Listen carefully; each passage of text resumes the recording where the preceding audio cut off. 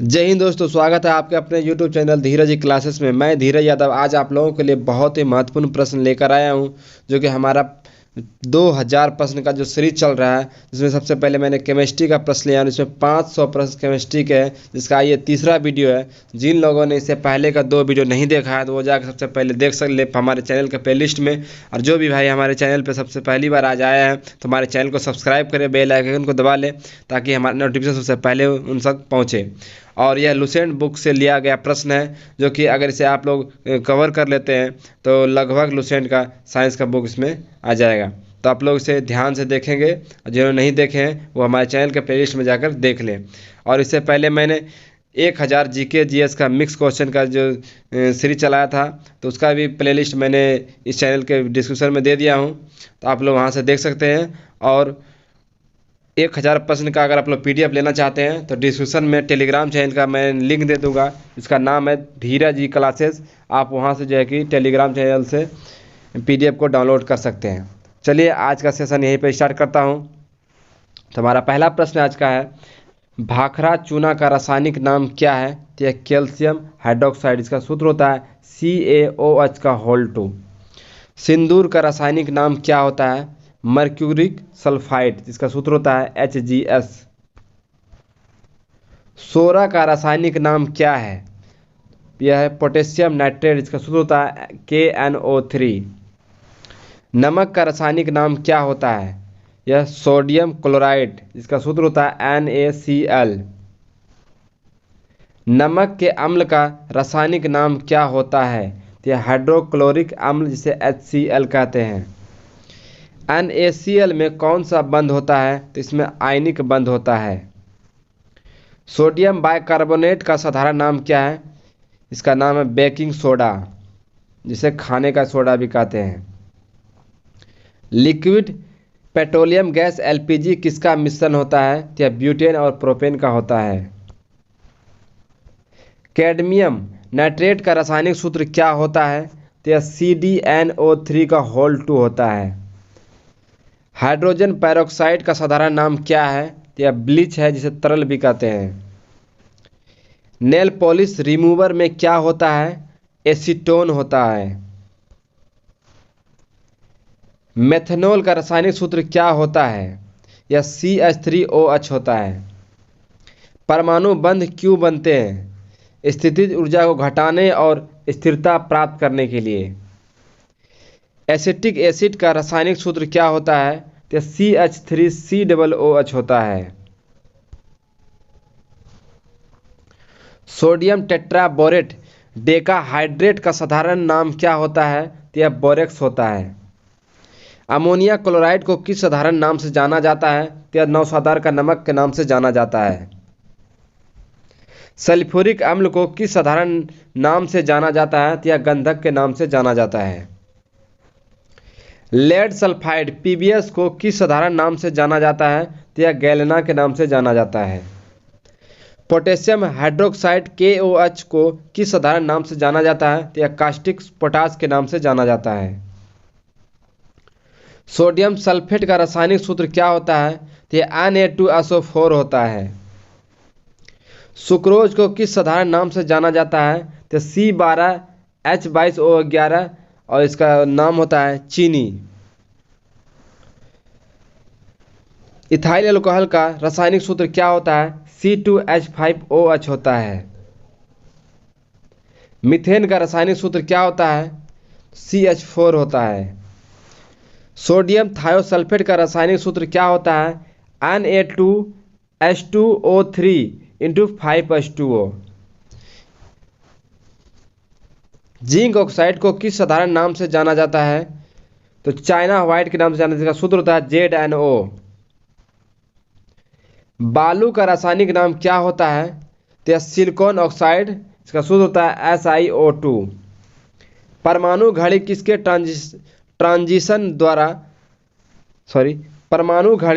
Transition पर आधारित होती है? तो यह सीजियम के अनुसार आधारित होती है। आंसू गैस का घटक कौन सा है? तो यह क्लोरोपिक्रीन है। भारी पानी का कौन कौन से गुण होते हैं? तो यह भारी पानी का घनत्व साधारण पानी के घनत्व से अधिक होता है। भारी पानी का हिमांक साधारण पानी से अधिक होता है। ठीक 0 डिग्री सेल्सियस पर कटोरे में रखे बर्फ और पानी में क्या परिवर्तन आएगा? सारा पानी बर्फ बन जाएगा।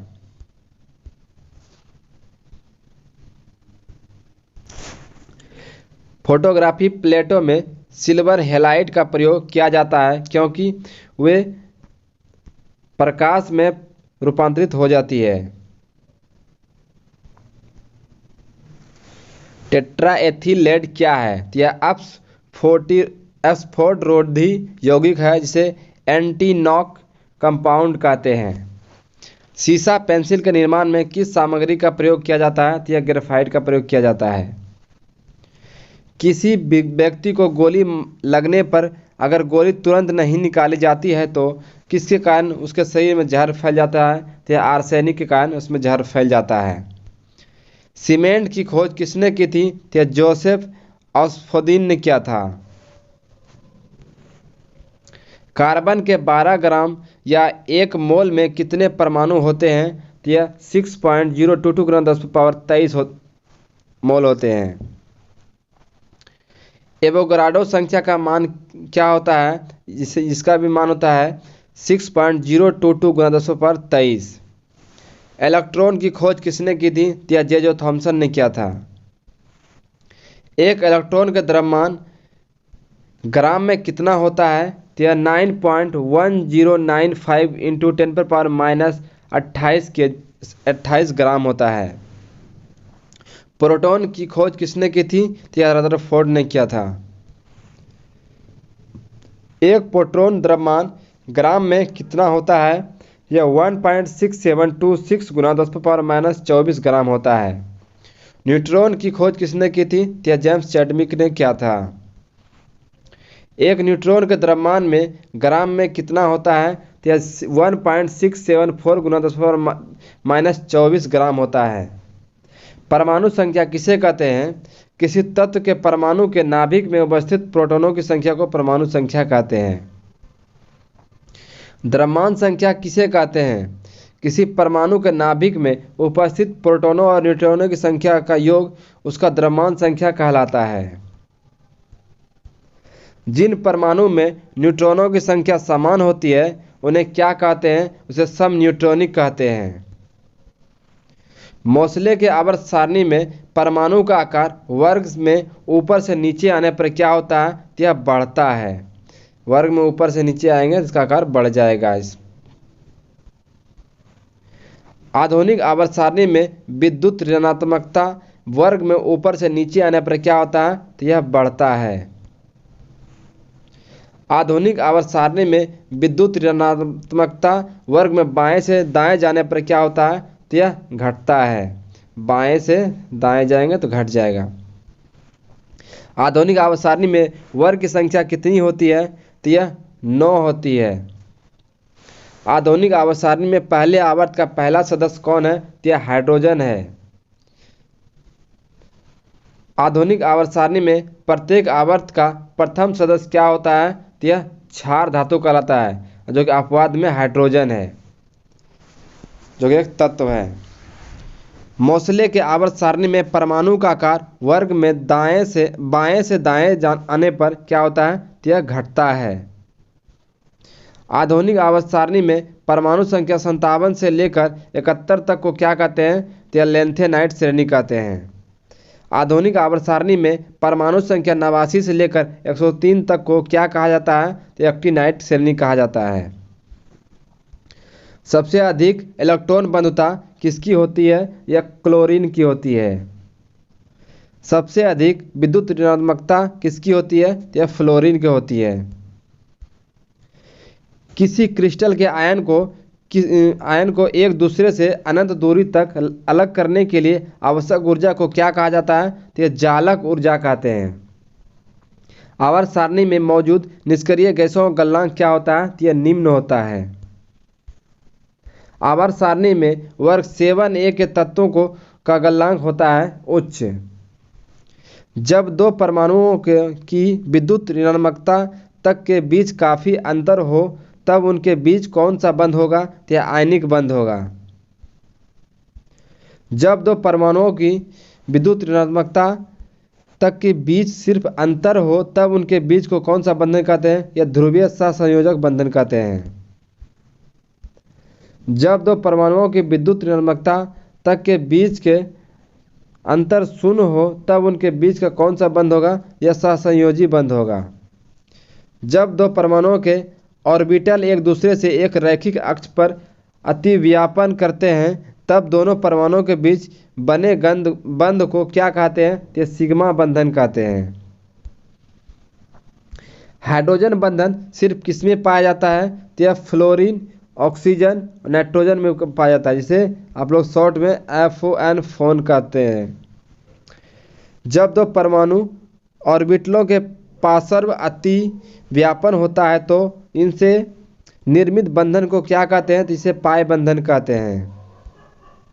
विद्युत ऋणात्मक परमाणु या मूलक का अनुपात बढ़ाना या इलेक्ट्रॉन के त्याग या धनावेश को बढ़ना क्या कहलाता है? यह ऑक्सीकरण कहलाता है। जब एक पदार्थ इलेक्ट्रॉन त्याग करता है तो दूसरा उसे ग्रहण करता है, इस प्रक्रिया को क्या कहते हैं? इसे रेडॉक्स अभिक्रिया कहते हैं। जब पदार्थ इलेक्ट्रॉन ग्रहण करता है तब वह क्या कहलाता है? तो यह ऑक्सीकारक कहलाता है। जब पदार्थ इलेक्ट्रॉन का त्याग करता है तब वह क्या कहलाता है? यह अवकारक कहलाता है। अम्ल जल में घुलकर क्या देता है? तो यह H+ देता है। अम्ल का जलीय विलयन नीले लिटमस को क्या कर देता है? तो यह लाल कर देता है। इसका आप लोग शॉर्ट ट्रिक याद कर सकते हैं, अनिल। औ से हो जाएगा अम्ल, 9 से हो गया नीले लिटमस को लाल कर देता है।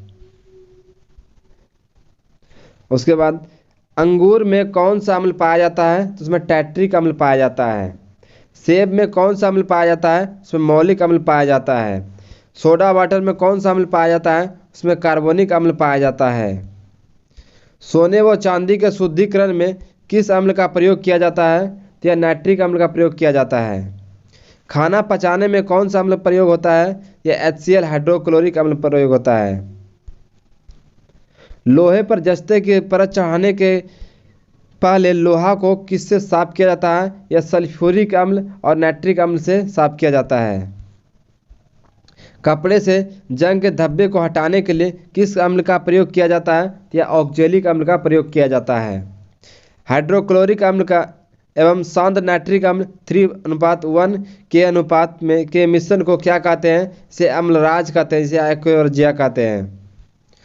सोना और प्लेटिनम को गलाने के लिए किस मेथड का इस्तेमाल किया जाता है? तो यह अम्लराज या एक्वेरिजिया का प्रयोग किया जाता है। वह कौन है ऐसा यौगिक है जो अम्ल से प्रतिक्रिया करके लवण एवं जल देता है? यह क्षार कहलाता है। क्षार का जलीय विलयन लाल लिटमस को क्या कर देता है? तो यह नीला कर देता है। इसका होता है क्षालीन।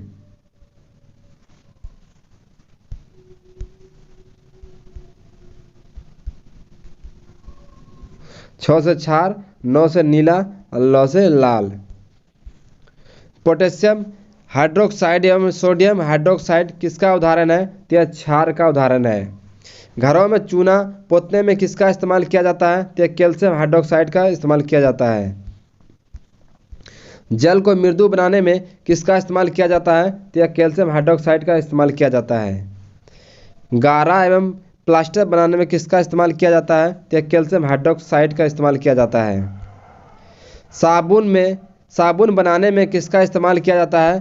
तो यह सोडियम हाइड्रोक्साइड का प्रयोग किया जाता है, जिसका कास्टिक सोडा कहते हैं।